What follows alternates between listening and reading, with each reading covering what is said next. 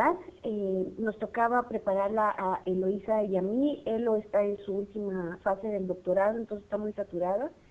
Sin embargo, aquí en este material pues encontrarán mucho de lo que ella hizo. Este tema, unidad en la diversidad, es un tema, déjenme tratar de describirlo, bastante sutil. Creo que lo primero que uno piensa es que es complicado, que es complejo. Uno lo entiende más como por un mandato, porque siempre nos están enseñando a que la unidad es lo bueno y no lo diferente. Pero si uno trata de racionalizar o de entender qué significa este concepto, realmente, por lo menos para mí, me es difícil. Alguno de ustedes señaló en su primera entrega que las diferencias son importantes porque a través de las diferencias podemos entender la unidad. Y yo me siento muy reflejada con eso que escribieron en esa reflexión, porque yo también siento lo mismo. Creo que si no hubiese diferencias, no pudiéramos entender lo que significa esto de unidad. Ahora, hablar de unidad también tiene como diferentes capas. Uno puede hablar desde la unidad más superficial, que es la que muchas veces escuchamos en nuestros días, en nuestra cultura. Ay, vamos a unirnos todos, ¿no? Vamos a trabajar en equipo, todos somos uno. Todo este tipo de eslogans, incluso muy desgastados, que es lo que escuchamos comúnmente. Pero el tema de unidad en la diversidad tiene una profundidad, pero muchísimo mayor a lo que simplemente se nos dice todos los días. Entonces déjenme ver si comprendí cómo se maneja esto acá. De ninguna manera esto trata de ser exhaustivo, pero aquí en estas láminas que les estoy mostrando a continuación, traté un poquito de separar qué tan profundo es este concepto. Uno de los temas que para nosotros cristianos o católicos nos enseñan desde muy pequeños es este sentido de unidad con Dios. Aquí tenemos una frase del Evangelio de San Juan, el capítulo 17, cuando Jesús les dice a sus discípulos, para que todos sean uno, como tú, oh Padre, en mí y yo en ti, que también ellos sean uno en nosotros. Esto es entonces la primera comprensión que tenemos del concepto de unidad desde que somos niños. Esta creencia religiosa o filosófica de que soy parte de la creación, que soy un elemento de algo mucho más grande de lo que yo soy, y por tanto, todo lo demás debe ser respetado, debe ser honrado, pues tenemos el mismo origen. Es una unidad que me da un sentido de pertenencia. Yo soy algo o correspondo a algo que es mucho más grande que yo mismo.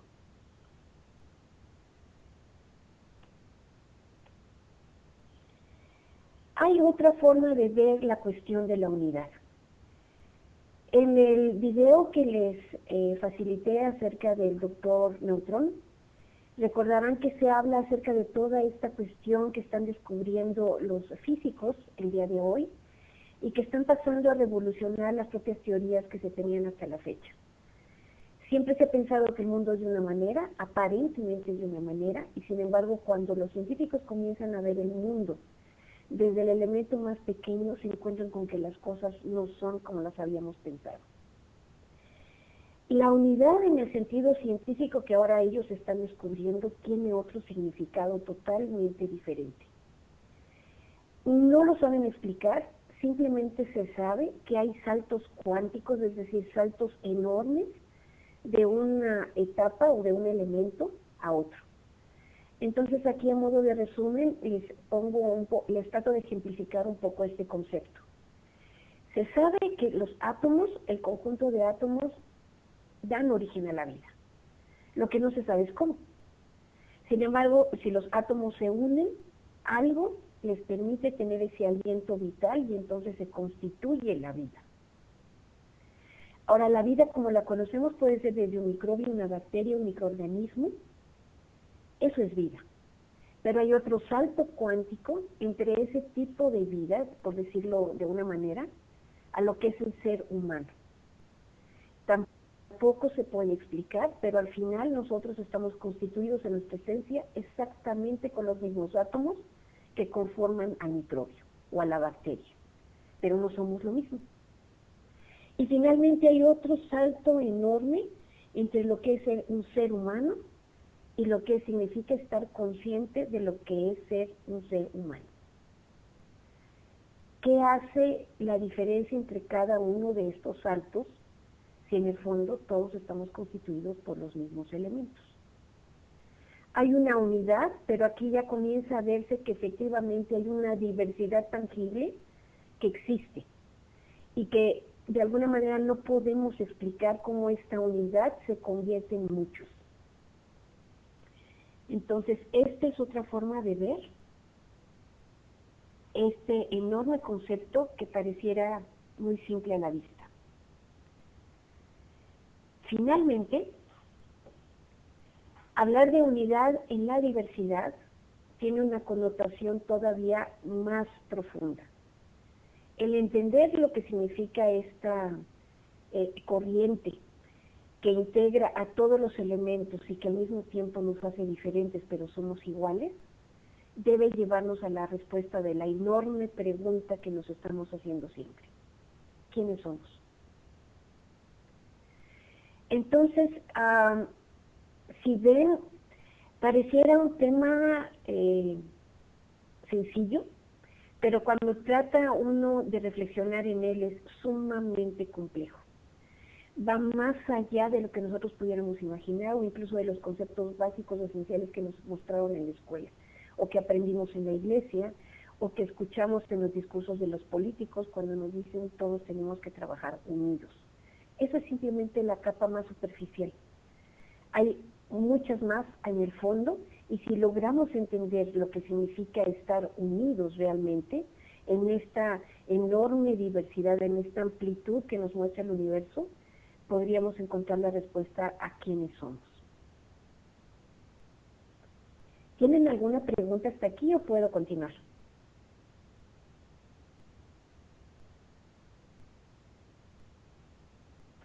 Sole, me dices que sí, me imagino que sí continuamos, ¿verdad?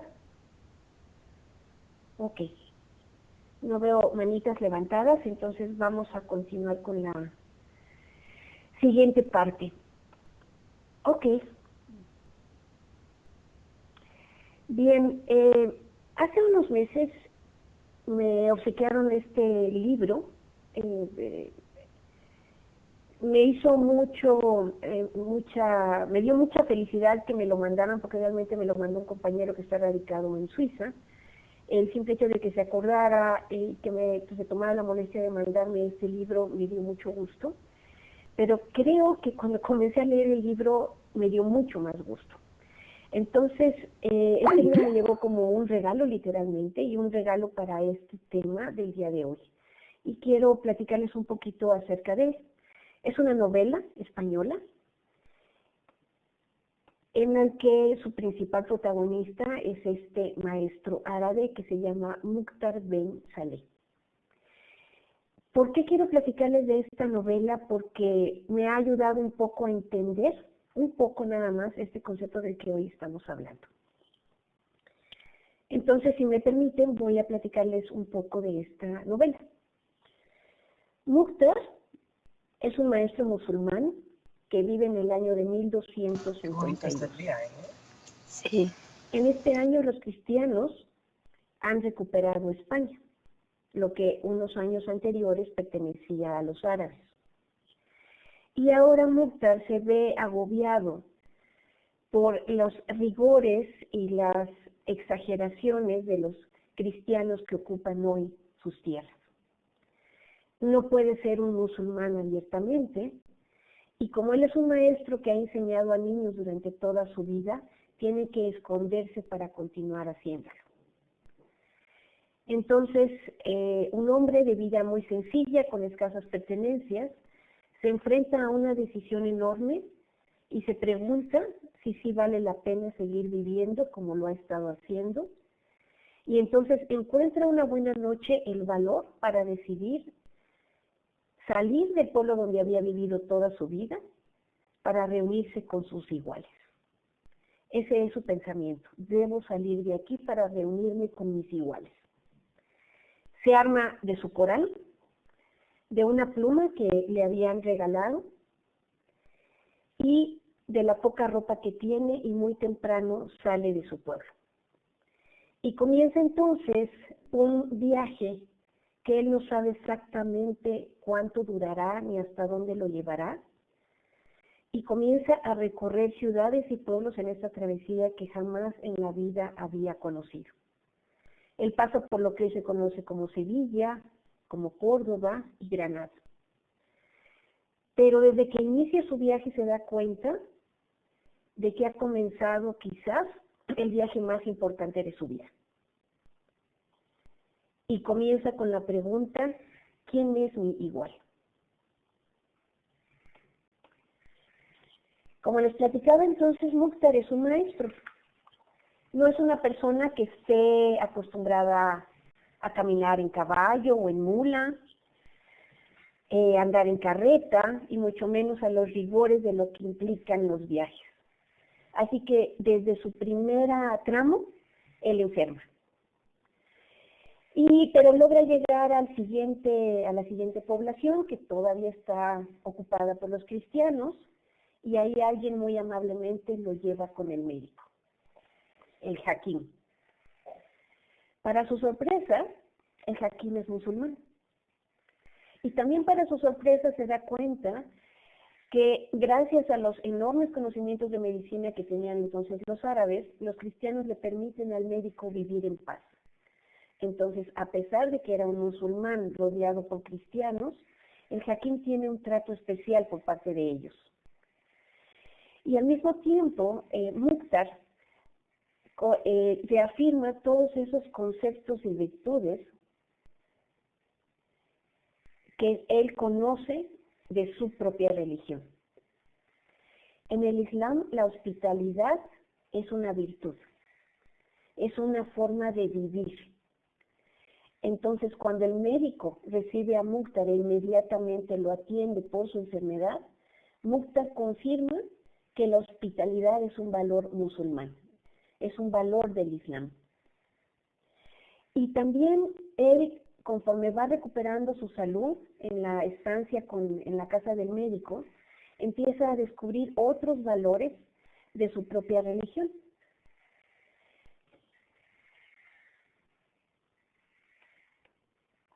Para pagarle al médico todos los servicios que había hecho por él, el médico le pide que escriba sus recetas. Mukhtar es un maestro, entonces sabe escribir. Y no solamente sabe escribir, sino que tiene una caligrafía perfecta. En el Islam, la belleza de las letras es un deber. Cada vez que se escribe se debe hacer con entrega y haciéndola una práctica espiritual. Por lo tanto, Mukhtar, cada vez que escribe una receta para el médico, le pide a Alá, permite que con estas letras él cure. Nuevamente, la belleza, la entrega, la dedicación a Dios son valores del Islam. Y Mukhtar reafirma este conocimiento. Cuando ya se siente mejor, el Hakim lo lleva a hacer un recorrido por las mezquitas del lugar. Mezquitas que están ocupadas hoy por los cristianos, pero que han respetado por su belleza arquitectónica. Ahí Mukhtar redescubre los azulejos, otro valor del Islam, que representa la geometría, la perfección. Los azulejos colocados de esta manera, lo único que permiten es que cada devoto de Alá pueda buscar, comprender el enorme significado que Dios tiene en sus vidas. En las mezquitas también Mukhtar encuentra la famosa estrella de 8 puntas. La estrella es un símbolo en el Islam que representa el infinito, ya que cada estrella puede dibujar otra y otra y otra. Este es un símbolo de lo más importante en el Islam y significa que todo está conectado. De esta manera, Mukhtar, en toda su estancia con el Hakim, no solo recupera su salud, sino recupera la fe en la religión, en la tradición en la que ha crecido y de la cual él es parte, y comienza a desarrollar todavía más fe en sus creencias y una decisión más fuerte para seguir su camino y buscar a quienes son sus iguales.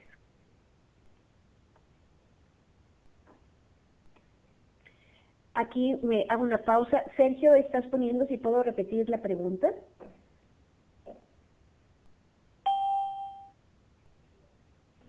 Gracias, ¿me escuchas, Mónica? Muy buenos días.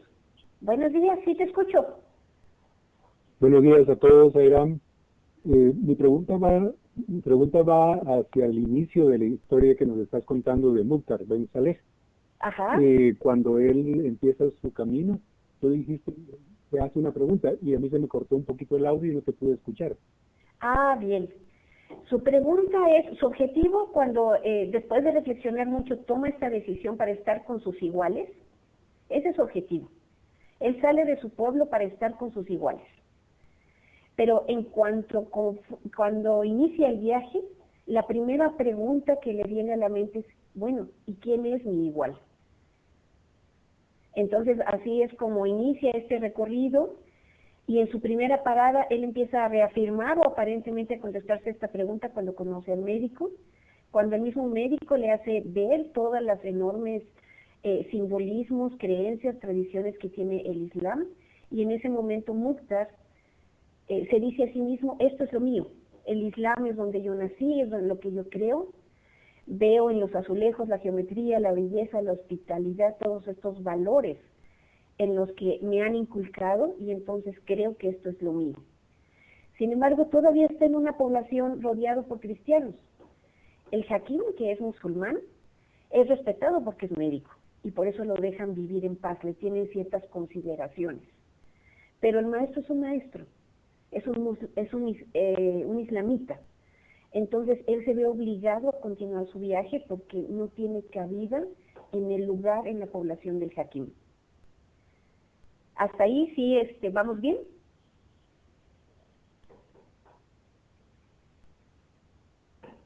Muy bien. Entonces, Mukhtar continúa su viaje. El médico, con este sentido de hospitalidad musulmana, se encarga además de arreglarle todo lo necesario para que continúe el maestro su viaje de la forma más cómoda. Le consigue un compañero para que no viaje solo, le consigue incluso transporte en una carreta para que viaje más cómodo, y además le da una carta de recomendación para que en la siguiente población busque a cierta persona y le pueda dar alojamiento. El maestro, recordarán, lleva prácticamente nada, mucho menos dinero con el cual poder pagar la estancia o las diferentes paradas que va a realizar. En el camino, el maestro es asaltado junto con su compañero, y cuando llegan a la población avisan a las autoridades que fueron robados, e inmediatamente la autoridad atrapa a los ladrones y les corta las manos.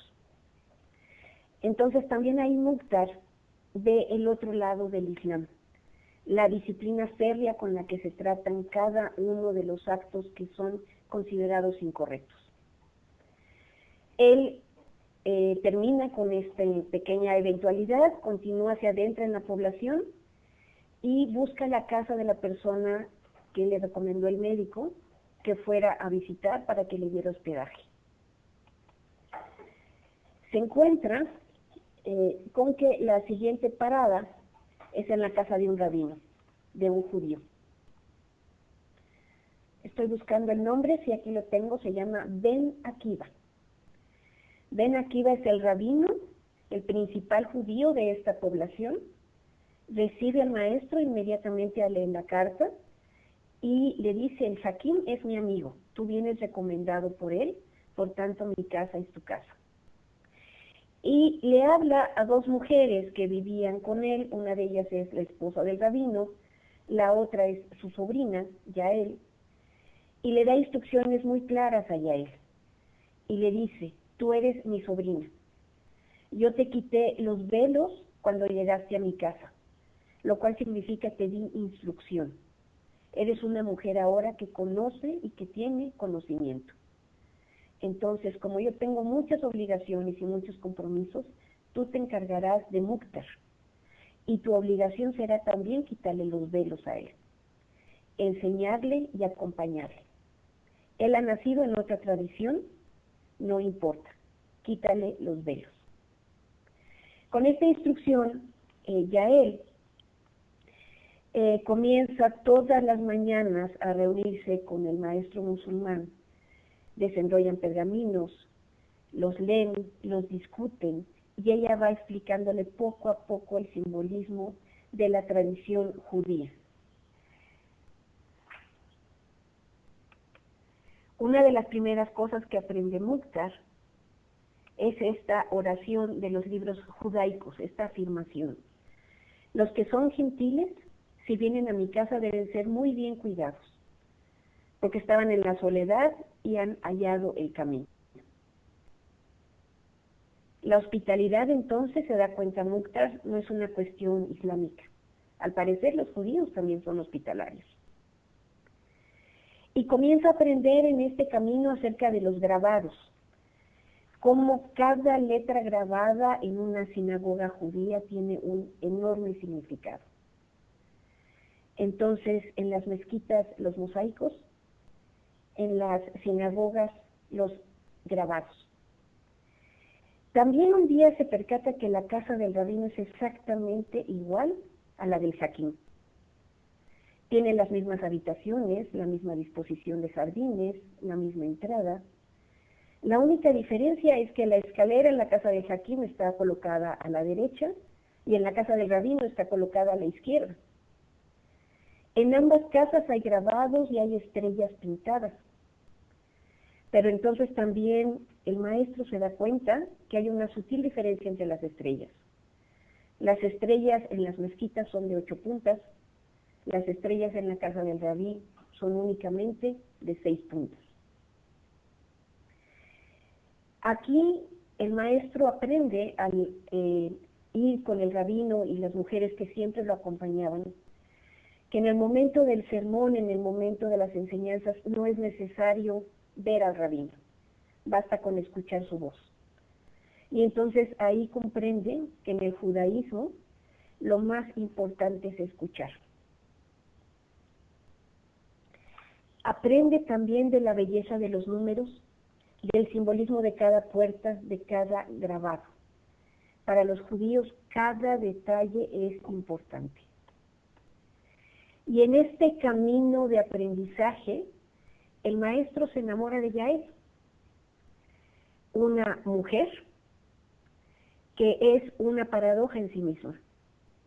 Es judía, es mujer, y sin embargo tiene un conocimiento que muchos hombres no tienen. Él sabe de entrada que su relación es imposible por la diferencia de tradiciones, de religiones, y que en esos momentos, en cómo estaba España, era una unión que no se iba a permitir.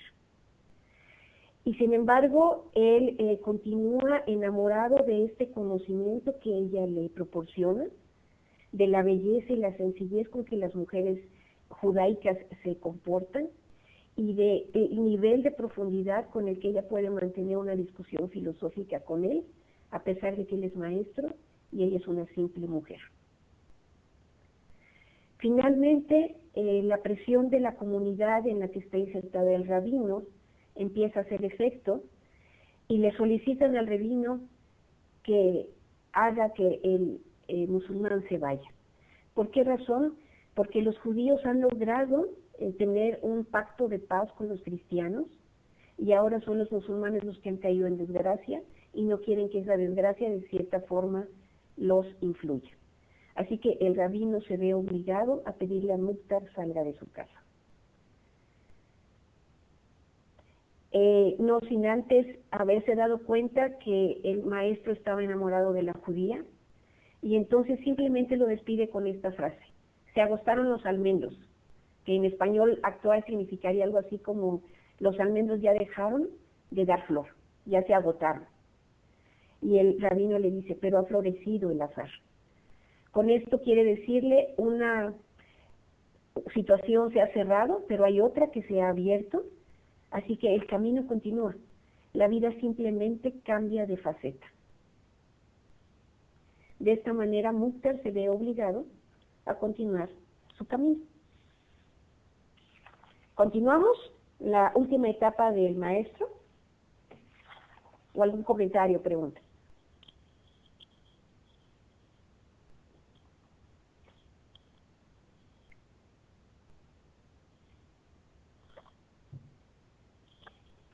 Muy bien. Igual que el Hakim le proporciona lo necesario al maestro para que continúe su siguiente fase, el rabino hace lo similar. Él le consigue un caballo hermoso, joven y muy fuerte, para que pueda montarlo y llegar así a la última población en donde ha oído el maestro que ya habitan más musulmanes que cristianos.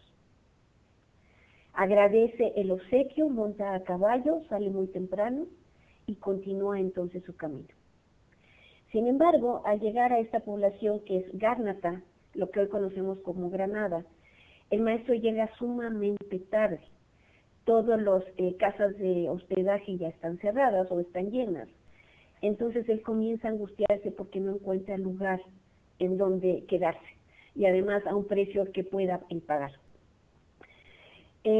Para su fortuna aparece por ahí un jovencito musulmán que le dice, mira, yo conozco una casa pero está hasta arriba de la colina, entonces si te animas, sígueme con tu caballo y vamos a ir hasta arriba. Y efectivamente el muchacho lo lleva por callejones, subiendo, hasta que llegan a una casita muy austera, que estaba hasta arriba, bastante destartalada la casita. Pero el maestro está ya tan angustiado y tan cansado que sabe que tiene que permanecer ahí. Y entonces en esta casa, después de darle sus monedas al muchacho que lo acompañó, lo recibe un hombre de nombre Nicolás. Desde el nombre, a Mukhtar le parece bastante raro. Nicolás, ¿qué clase de nombre es ese? El hombre lo recibe, le enseña su habitación que todavía está en la parte de arriba de la casa. Y esta habitación es una habitación sumamente sencilla. No hay decoración alguna, no hay tapices como acostumbran los judíos y los musulmanes tener. No hay grabados tampoco. Es una habitación austera. No hay más que una cama, una pequeña jarra con agua y una mesita. Cuando Mukhtar está revisando la habitación, ve en la pared grabada una estrella de 8 puntas. Y esto le llama la atención. Es un símbolo del Islam, pero sabe perfectamente que Nicolás no es musulmán. Cuando el posadero se da cuenta de esta sorpresa del maestro, le dice, sí, soy cristiano. ¿Eso te incomoda? Y Mukhtar no sabe qué responder, porque sigue mirando la estrella que está pintada en la pared de la habitación.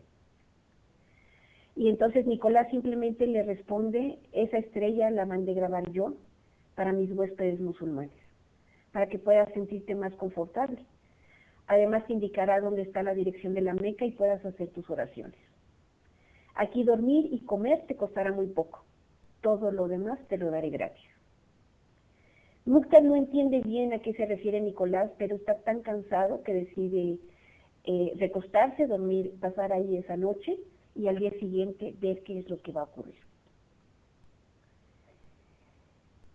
En algún momento, después de que descansa,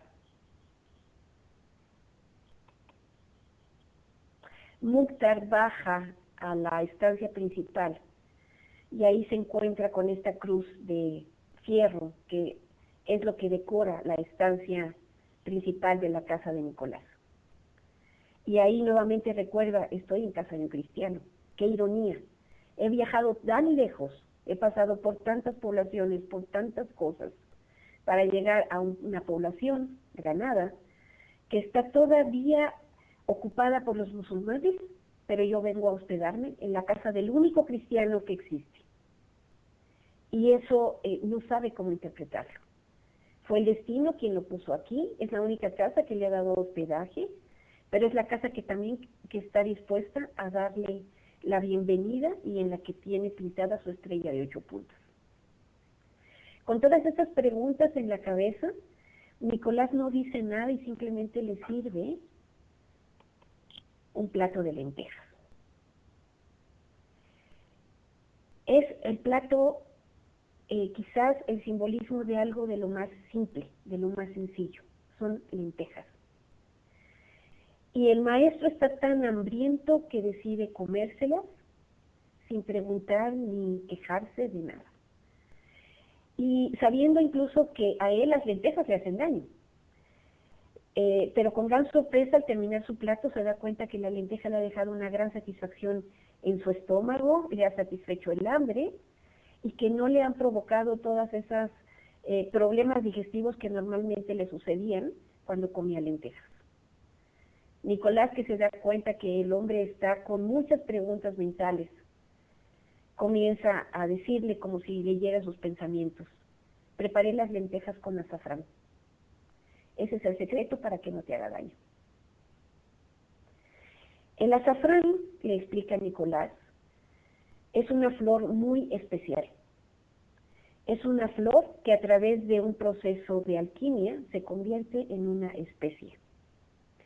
Lo que se utiliza de la flor no es la flor, son estos estambres que tiene en su interior. Todas las flores de azafrán tienen 3 estambres. Lo único que sirve de la flor son los estambres. Para poder producir el azafrán, los estambres se queman al fuego y se reducen a la 1/5 parte del tamaño que tienen originalmente. Y basta una pizca para acomodar o enriquecer los platos de guisos y para simbolizar lo que tú estás pasando, Mukhtar, le dice. Es un camino en el que estás andando, en el que te has dado cuenta que tu esencia son apenas estos 3 estambres, los cuales se reducen al tamaño mínimo para darte cuenta realmente de quién eres.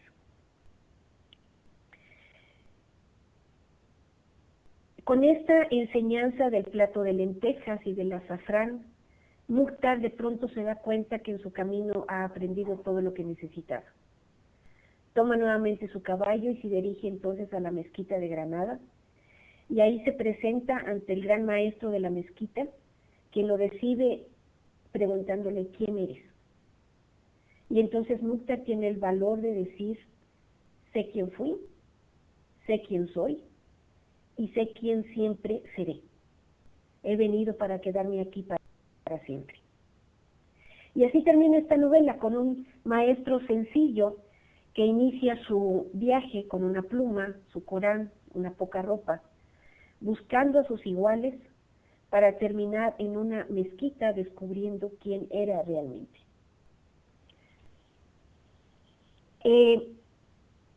El final de esta novela a mí me parece simplemente extraordinario. El autor hace una comparación muy sutil, pero muy profunda, de la flor del azafrán con nuestra propia vida. La flor del azafrán, como les platicaba yo hace un rato en la narración, está conformada por 3 filamentos, por 3 estambres. El autor compara estos 3 filamentos con las 3 religiones que han conformado España: el Islam, el judaísmo y el cristianismo. Si uno de los estambres falta, el azafrán no es azafrán.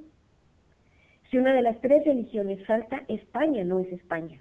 Sería otro, muy diferente a lo que es hoy. También estos 3 estambres simbolizan de alguna manera lo que nosotros somos, lo que contesta Mukhtar cuando el maestro de la mezquita le pregunta: ¿quién eres? Los 3 estambres simbolizan quién fui, quién soy y quién seré. Los 3 estambres están unidos, son lo mismo. Cuando se calientan, como lo explica Nicolás cuando prepara el plato de lentejas, y se queman, se reducen a un tamaño ínfimo, y de ser rojos se convierten en un amarillo dorado. De hecho, el azafrán se le conoce como el oro dorado de España. Si ustedes saben, esta es una especie simbólica de este país, y que inmediatamente cuando decimos azafrán pensamos en España porque es algo que lo identifica. Mukhtar inicia su viaje para huir de lo que consideraba no era igual que él. Pero durante su itinerario descubre que era él mismo que se refleja en cada una de las diferentes etapas del viaje. Él se refleja en la joven judía de la que se enamora. Él se refleja en el médico musulmán que lo atiende. Él se refleja en el cristiano que lo recibe como huésped. Mukhtar se encuentra con que sus iguales están en todas partes. No como él lo esperaba. Al principio él buscaba al islamita, al que practicaba su misma tradición. Pero en el camino se da cuenta de que él es un maestro que se refleja en el médico, que se refleja en la sobrina, que se refleja en el posadero. Tenemos de alguna manera siempre una falsa creencia de que cada estigma, que cada estambre es diferente, hasta que vemos el azafrán completo, a la flor en toda su integridad. Los estambres son iguales y son parte de la flor misma. Si bien los pétalos no se utilizan, ellos dan cobija a los estambres. Sin los pétalos el estambre no existiría. Cuando esto Mukhtar lo ve, es cuando descubre que la diversidad permite la unidad. La diversidad conserva la unidad y la diversidad acoge a la unidad. Y al revés, la unidad da origen a la diversidad. Sé que soy, sé que fui y sé que seré. Y completa su frase el maestro diciendo, sé que estoy en el agua, sé que estoy en la arena, sé que estoy en el mosaico, sé que estoy en el grabado, sé que estoy en la hierba, sé que estoy en la mezquita, sé que estoy en la voz del rabino, sé que soy tú. Mukhtar se da cuenta que es todo. Comienza su viaje creyéndose diferente y buscando a su igual, pero en el camino se da cuenta de que regresa a sí mismo y que nunca fue otro. Creo que esta novela que me estoy permitiendo hoy contarles, para mí ha sido una forma de entender un poco más acerca de que no cambiamos. Nuestra esencia es la misma. No importa si somos hoy pétalos y mañana somos estambres. Si hoy nuestra tradición es ser musulmán y si mañana es ser cristiano. O incluso si hoy es que somos mujeres y mañana maestros. O pasado mañana médicos o posaderos. Al final todos somos parte de esta misma flor, de este oro dorado que representa algo mucho más grande que nosotros. Y para concluir, pues adivinen cuál es el título de esta novela. Azafrán.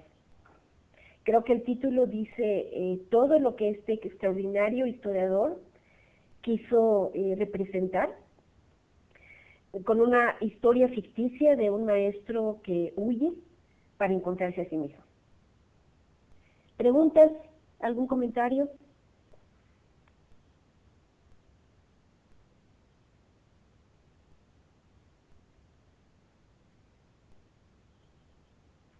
¿Qué les deja esta historia?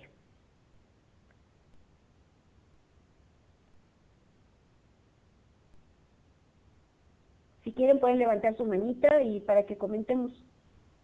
Hagamos una pausa para eso. Aquí dice Maggie, cree que puede uno interpretar la unidad en la diversidad de manera más simple, a manera de comprender.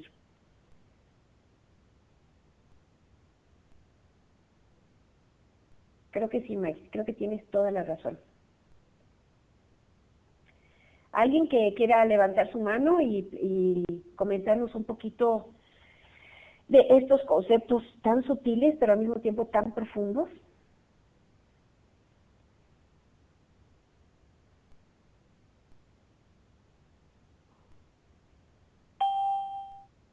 A ver, Lucy, adelante.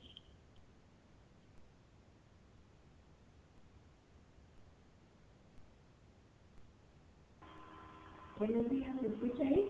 Buenos días, sí, te escuchamos muy bien, Lucy. Zaira, pues yo aquí lo que apuntaba era que nos reflejamos en el otro de acuerdo a lo que somos.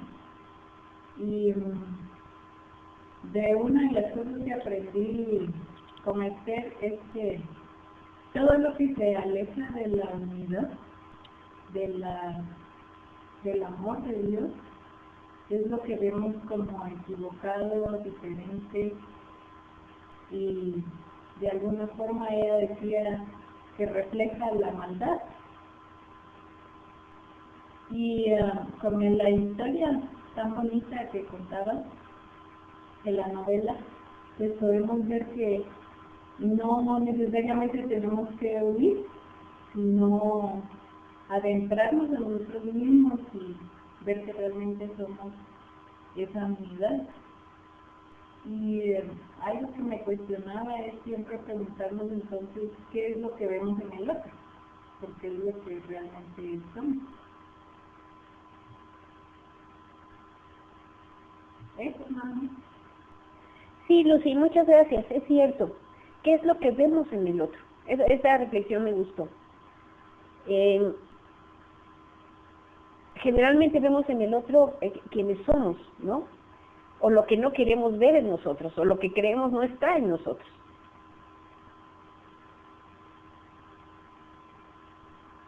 Aquí Sati está comentando que se invita definitivamente a la reflexión tomando como base algo tan simple como yo y llegar a la conclusión del yo, pasando por las creencias, credos, razas y llegando a la misma esencia de la cual partió. Sí, es como un muy buen resumen del mensaje que nos está dejando este libro.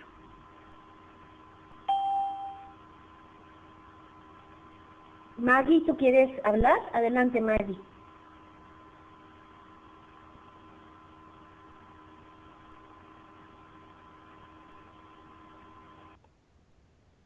Maggie, adelante.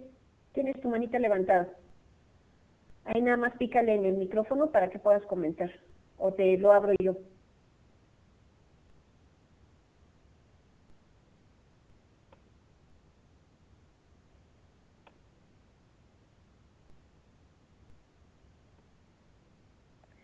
Donde dice tu nombre, Maggie, a mano derecha vas a ver un montón de simbolitos. Y creo que el tercero es micrófono. Ahí le picas para que puedas hablar.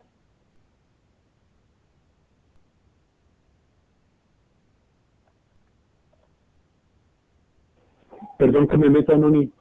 Está ¿Sí? arriba del nombre, del lado izquierdo dice talk. En el mío puede ser hablar en el...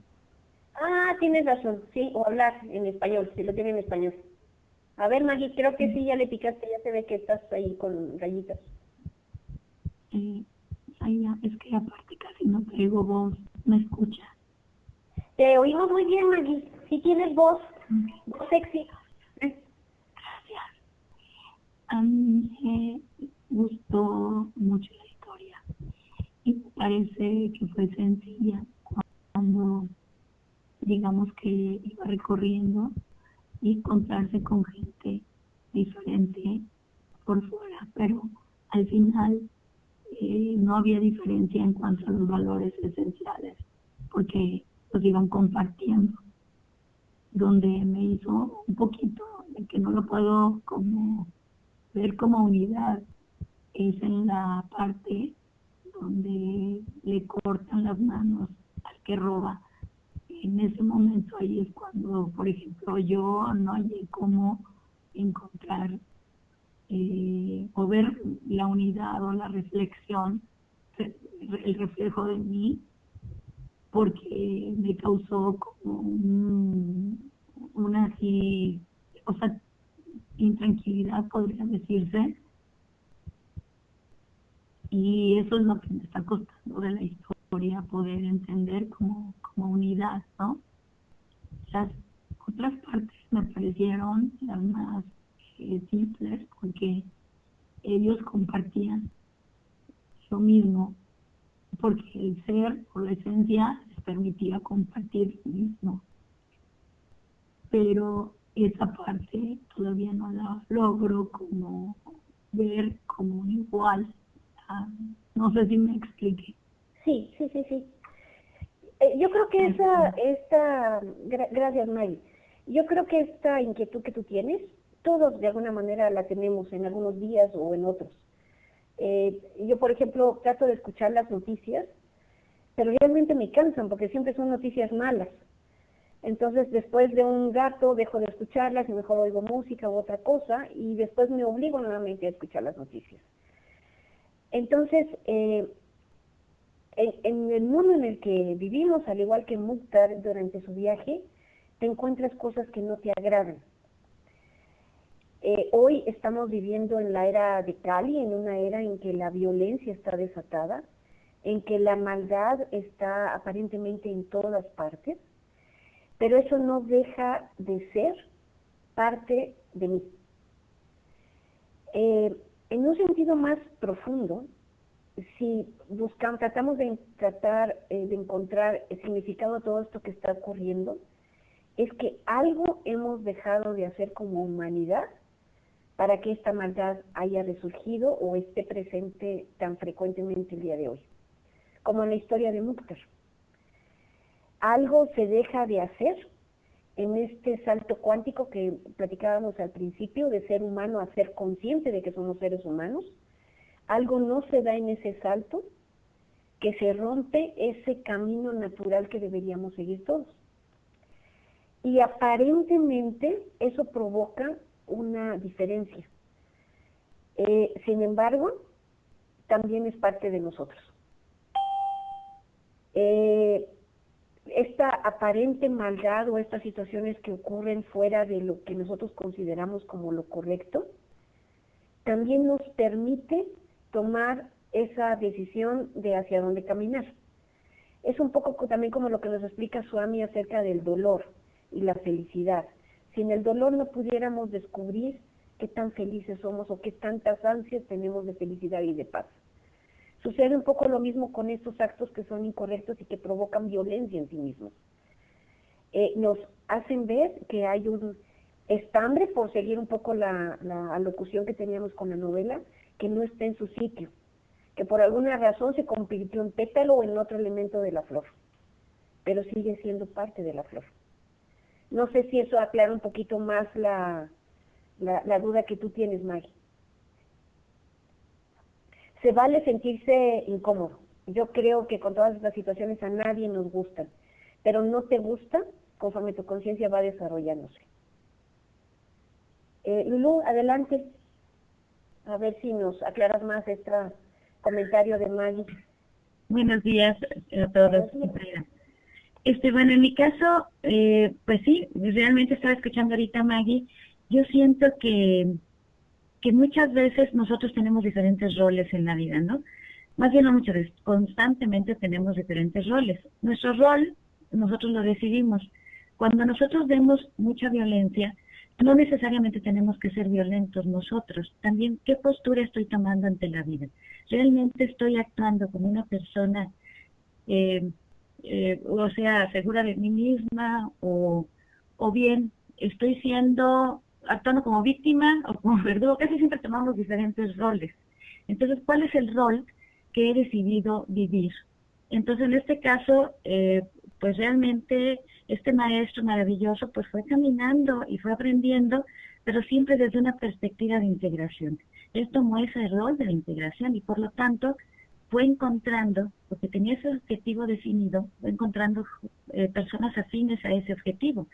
Si yo me afino a cosas un poquito más, digamos, complicadas, o que están fuera de los esquemas que están considerados dentro de los valores, entonces puedo encontrar cosas más fuertes. Sin embargo, siempre voy a encontrar cosas fuertes en la vida, pero son parte de mi aprendizaje. Si no tengo esos contrastes, ¿cómo me voy a enterar de lo que realmente es importante? ¿Cómo voy a valorar en su justo valor las cosas, valor la redundancia? No sé si... Sí. Muchas gracias, Lulu. Creo que nos clarificas más. Ahora, imagínense por un momento, a veces trato de hacer ese ejercicio, ese juego, que nosotros fuéramos Dios. ¿Cómo ve Dios al mundo? En esta historia de Mukhtar, Él vería a un maestro que está caminando a través del desierto, de montañas, de caballos, carretas y demás, buscando algo. También desde su posición ve por ahí a unos malandrines que andan escondiéndose detrás de las piedras para apresar a quien pasa en el camino. También desde su perspectiva vería a un médico en su casa tratando de curar a la gente, a una mujer judía en otro pueblito que está continuamente dedicada al estudio. Hagan de cuenta que Dios ve una película. Todos los actores son necesarios, no solamente los protagonistas, sino también todos aquellos que son de soporte, de apoyo. La escenografía, por decirlo, tratar de explicarlo de esa manera, es exactamente la misma. Las oportunidades son las mismas. El médico puede decidir salir de su casa y entonces emprender el mismo camino de Mukhtar. El ladrón puede decidir dejar de ser ladrón para entonces volverse médico. Incluso la mujer judía puede dejar los pergaminos y entonces dedicarse a ser mujer, ¿no? Todos tenemos exactamente dentro de esa perspectiva así como de director de película, exactamente las mismas oportunidades para ir a un lado, tomar un rol, como lo decía Lulú, o tomar otro. ¿Por qué no lo hacemos? Porque no sabemos quiénes somos. Porque no nos hemos percatado de esa conciencia que nos permite darnos cuenta que soy parte de algo mucho más grande de lo que soy y que por tanto puedo elegir ser pétalo o ser estambre. ¿Cómo ven? ¿Qué otro comentario o alguna pregunta? Adelante.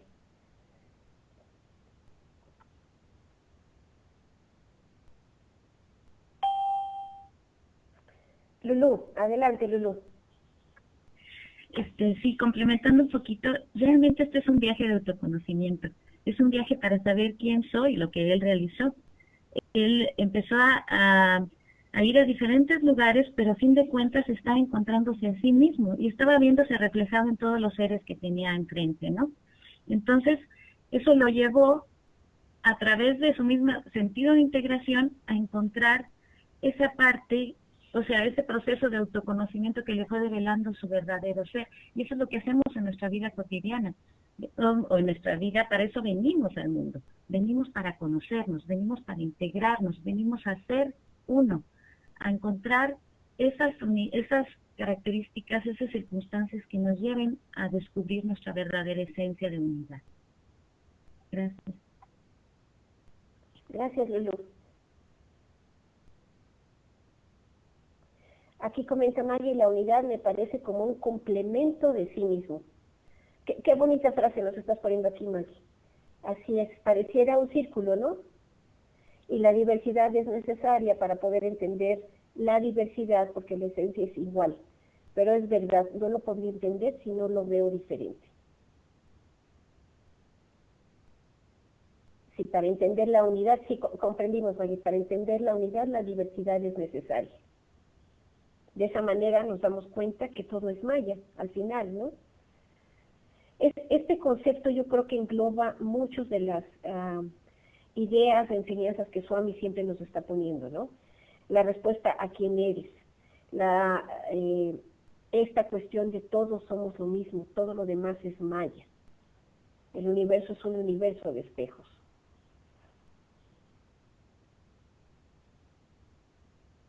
Y por eso quise yo comenzar esta reflexión. Realmente no es porque yo sea muy lista. Créanme que para preparar esta unidad le decía yo a Alberto, qué bueno que me la dejó, porque realmente quien aprendió fui yo. Leí mucho, investigué mucho, vi muchos videos, regresaba, me preguntaba, me desesperaba, volvía a leer la novela. Entonces el conocimiento o el aprendizaje fue para mí.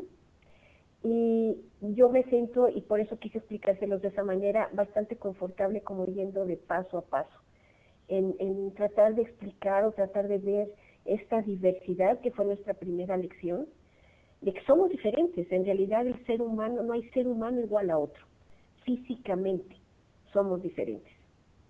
Y como paso a paso vas descubriendo que después de esa aparente diferencia, no existe diferencia. Entonces, yo por eso sí quise explicárselos de esa manera, porque esa fue la manera en como yo lo comprendí. La novela se llama Azafrán. Creo que mejor título no le pudo poner el autor. ¿Tienen algún otro comentario?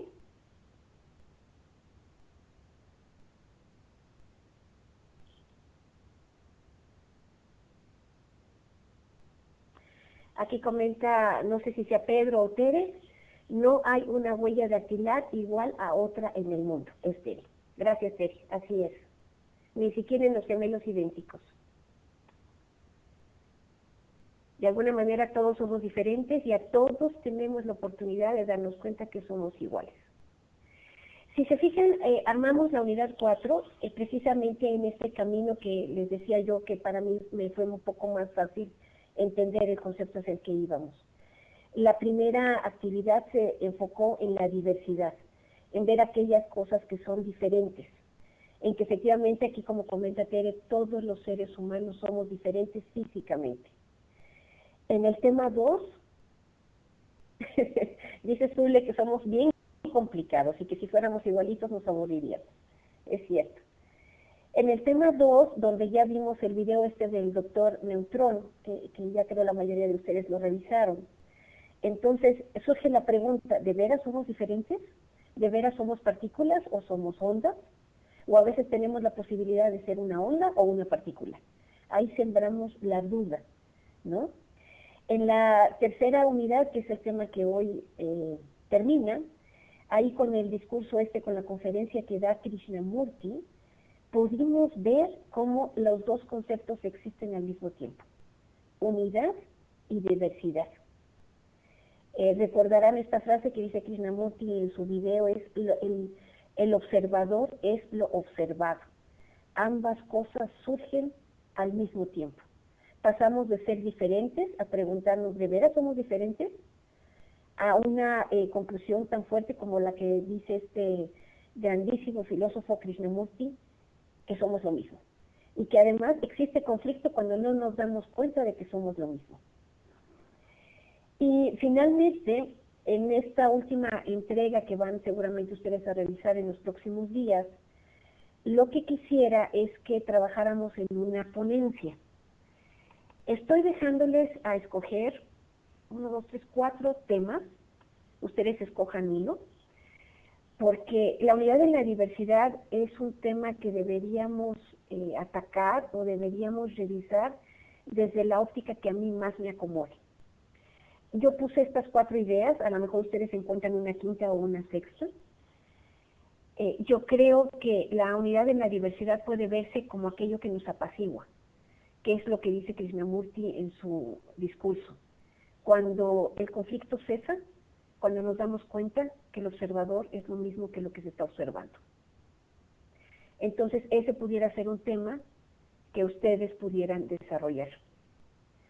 Otro tema que pudiera ser es como esta conclusión de la novela de Azafrán, en la que el maestro se da cuenta de lo que es. Y que Swami directamente nos dice, yo soy la luz. Entonces también pudieran desarrollar su ponencia alrededor de este tema. ¿Quién soy? O bien, una tercera propuesta que les hago es sobre el que se da cuenta, el que logra comprender el sentido de unidad. Que la flor es completa, que son los pétalos, son los estambres, es el tallo, es el calor que provoca esta alquimia de flor-especia. El que a través de su comprensión racional, espiritual, emocional, logra darse cuenta que somos parte de algo mucho más grande. O la última propuesta que les hago es que desarrollen su ponencia sobre el que sirve.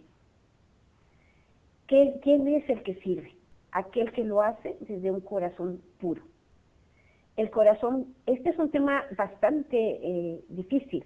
Bueno, en realidad creo que los 4 son difíciles o sencillos, como ustedes quieran verlo, pero mi idea es que ustedes busquen con aquel con el que más se identifican, porque al darnos cuenta que todo es uno, o que yo soy parte de ese uno, o que me calmo y me tranquilizo y obtengo paz al darme cuenta que soy uno, o aquel que sin darse cuenta, sin comprender, comienza a servir al universo entero sabiendo que es parte de él. Entonces, mi idea es un poco que ustedes escojan de cualquiera de estos 4 temas, aquel con el que se identifiquen, con el que les sea más fácil comprender o abrazar la idea de unidad. Les decía, yo pueden escoger un 5.º tema, un 6.º, pero que sí sea algo que a ustedes les llegue, y entonces desarrollar la ponencia en base a las mismas reglas. Recordarán que se pusieron en el Congreso, tienen que, es más, en la actividad se los expliqué, tienen que establecer el objetivo, desarrollar el tema y después tener ahí una conclusión. Sí va a ser un trabajo sobre todo interior para lograr comprender un poquito más este enorme concepto que nos lleva siempre a la respuesta de quién soy. ¿Cómo ven? ¿Les queda clara la última actividad que tenemos que realizar para cerrar ya esta unidad? ¿Cuándo sería? Bueno, Maggie, esta unidad la terminamos la próxima semana. Sé que tú que vas un poco atrasada con esto. Si quieres, tómate un poquito más de días, pero bueno, la fecha, digamos, oficial es el próximo sábado para la entrega de esta ponencia, que serían, creo que puse por ahí, que serían de 2 cuartillas. Pero siéntanse libres de veras de escoger aquí cualquiera de los 4 temas que yo propongo, o ustedes mismos de proponer un 5.º, para que desarrollen este trabajo desde su entendimiento, desde su comprensión. Tere, adelante, te escuchamos. Moni, esta actividad no es para la última, para el 17, es la actividad 5, ¿no? Sí, es la actividad 5. Déjame Es ver. hasta para el 17 de diciembre. Ah, sí, bueno. Yo no me hagan caso a lo que digo, pero en la hojita de que describe la actividad ahí está puesta la fecha. Entonces, si tú me haces favor de revisar, si es hasta el 17, sí tienes razón, Es que estoy aquí la revisando tengo. mis notas. Sí, Aquí la tienes tengo. toda la razón, Tere. Dice sábado Es que 17 esa es la de última. diciembre. Sí, ahí vamos a tener Me acuerdo una... porque es la que lleva 5 hojas. Ah, ok, son 5 hojas, perfecto. Gracias, Sí, Moni. tenemos 15, no, gracias a ti. Tenemos 15 días para hacerla. Créanme que es un trabajo, les va a pasar seguro lo mismo que a mí, que es un trabajo para ustedes. De alguna manera el universo se encarga de hacernos ver y de aprender lo que necesitamos. Entonces háganlo con mucha entrega. Me pregunta aquí Maggie si se va a exponer. No, Maggie, el trabajo es desarrollarlo ustedes. Me lo mandan, yo les haré algunos comentarios y con eso cerramos ya nuestro curso de actualización. El mismo sábado 17 Alberto estará en esta parte dándoles una conferencia de cierre del año que ya llevamos, o más de un año en este curso. Sergio, adelante, por favor. Que el universo se encarga. Bueno, pues, sí, Sergio. el universo se encarga, pero si no te pregunto no voy a terminar de entender. Primero, disculpas a todos, yo estoy en mi trabajo y estoy tratando de ver de qué manera pongo atención a la conferencia, pero me da la duda. Yo puedo escoger cualquier tema, lo entiendo, pero ya no escuché las características, es decir, qué extensión. Primero escuché dos cuartillas y luego 5 páginas, entonces no sé cuál de las dos es. Sí, Y ya que estoy en el uso de la palabra y que es nuestra última sesión, les deseo la mejor Navidad, que SAI esté con todos nosotros, que SAI nos bendiga, nos proteja, nos ayude y nos haga mejores seres. Gracias, Mónica, disculpas por meter anuncios de SAI. Al contrario, muchas gracias, Sergio, y también feliz Navidad. A ver, voy a retomar entonces acá los temas. Estos son 4 temas que yo les propongo, pero no son limitativos. Ustedes pueden tomar el que ustedes gusten, de estos 4 o otro que ustedes piensen. La idea es, desde mi perspectiva muy personal, desde mi propio camino de transformación, cómo logro entender esta unidad en la diversidad. Vamos a empezar por las cosas más sencillas. A ver, déjenme abrir cómo está detallado.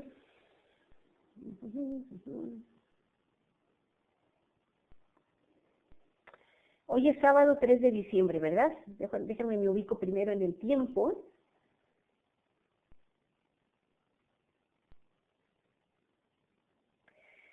A ver, vamos a ir en orden. Es que existe para este sábado que viene hay que entregar la actividad de sociedad, que hay que leer la lectura de imaginación sociológica. No sé si eso ya lo hayan visto. Esa es la entrega para el próximo sábado.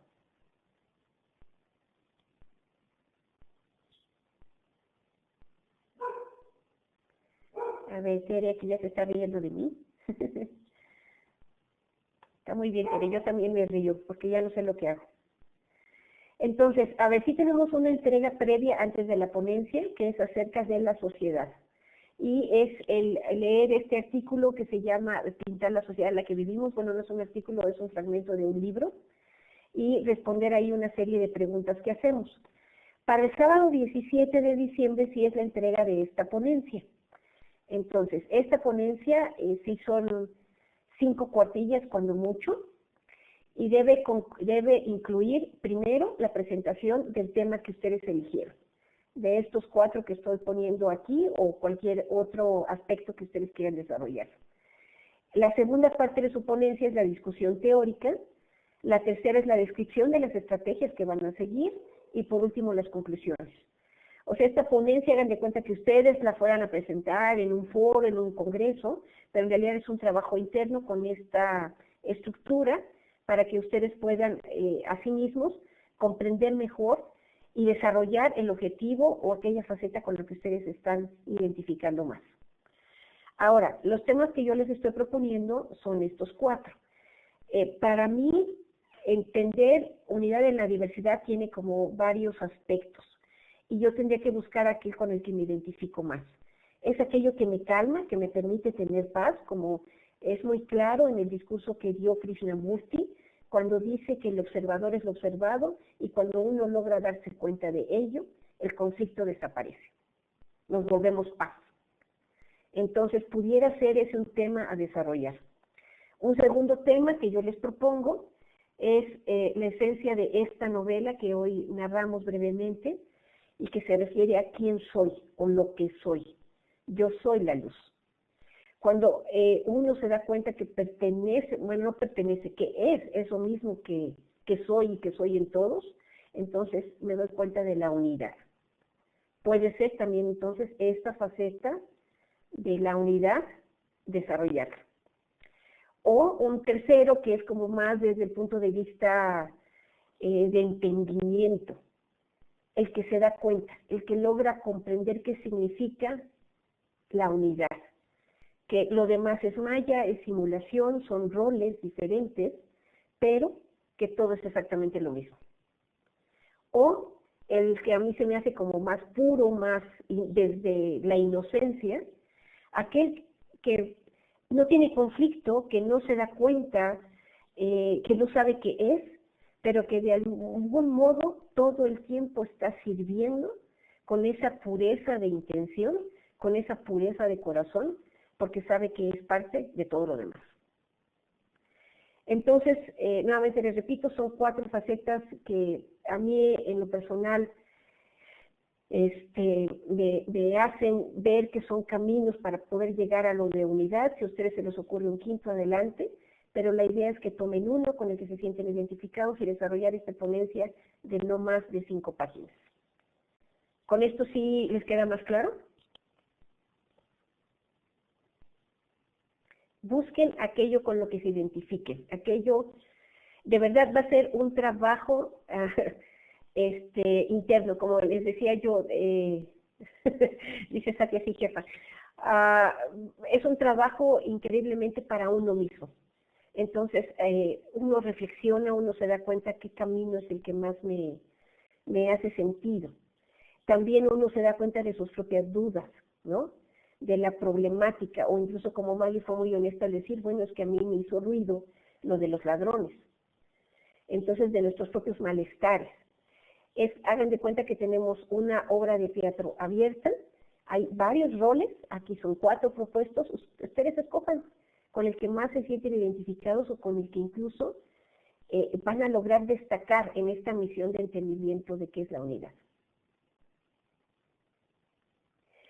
Entonces, pues con esto terminamos. Si no tienen más preguntas, algún comentario, ya estamos a punto de terminar nuestro curso. Tenemos una entrega más para el próximo sábado. Habla de la sociedad, nuevamente se refuerza el tema de la unidad, pero aquí ya estamos preparándonos por qué la importancia del servicio y cómo también Swami, hablando de estos aspectos de las ponencias, también cómo él nos ofrece diferentes caminos, diferentes roles para que encontremos el nuestro y podamos llegar a esta enorme respuesta de quién soy.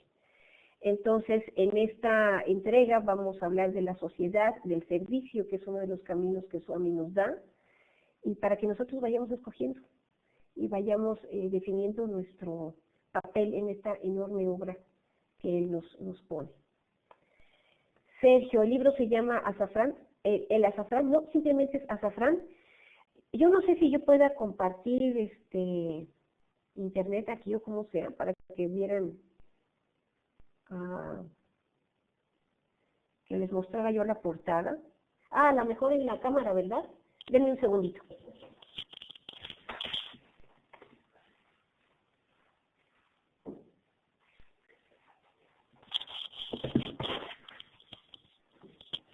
A ver, lo bueno es que estaba yo junto al librero. Déjenme ver dónde está la cámara. Aquí, ahí, a ver si lo alcanzan a ver. Este autor recientemente falleció, español, curiosamente un empresario, ni siquiera escritor, pero su pasatiempo era conocer de la historia en la época de las invasiones de los musulmanes y los cristianos a España. ¿Ahí lo ven? ¿Alcanzan a ver?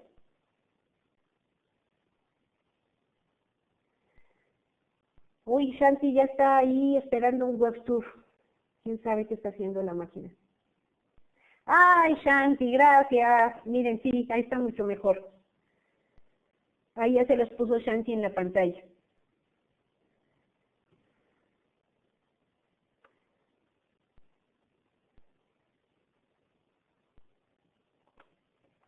Excelente.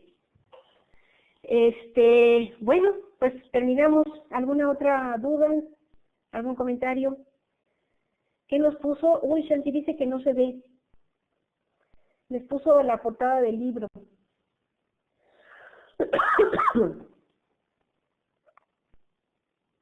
No sé si tenga yo que hacer algo para que ellos lo vean. A ver, a lo mejor cargar contenido.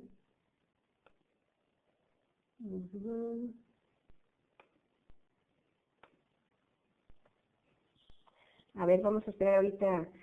Yo sí lo veo, Shanti, pero creo que los demás no. Ah, esta Tere, sí. Yo sí lo veo, Mónica. Ah, sí lo ven, nada más Tere es la que no lo ven. Lulu sí lo ve. Lucy sí lo ve. Pues si quieres, Tere, ahorita te mando una foto a tu correo. Creo que eres la única que no lo ve. Ah, aquí dice Satia que si están en tablet o iPad no se ve. Esa es la cuestión. Ok, bueno, pues déjenme ver cómo, denme un segundito, ya nada más para que todos vayan contentitos.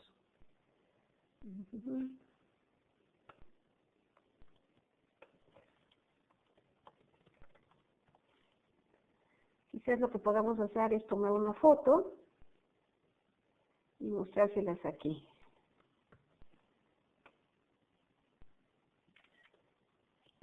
Estoy ahí tomando la foto, denme un segundo.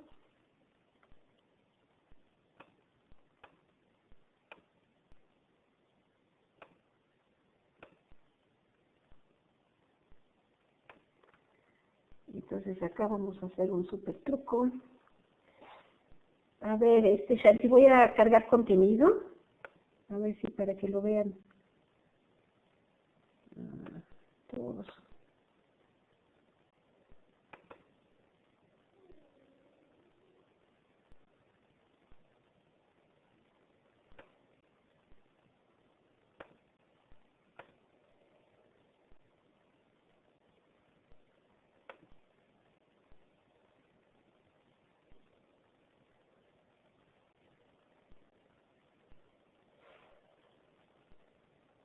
Ah, pues sí, sí, no, pues no se puede. Ahí está, o está tardando, no sé. Bueno, ya Tere dice que, que ya no importa. Bueno, quería que se llevaran eso, pero creo que no va a ser posible. Creo que la mayoría lo vio.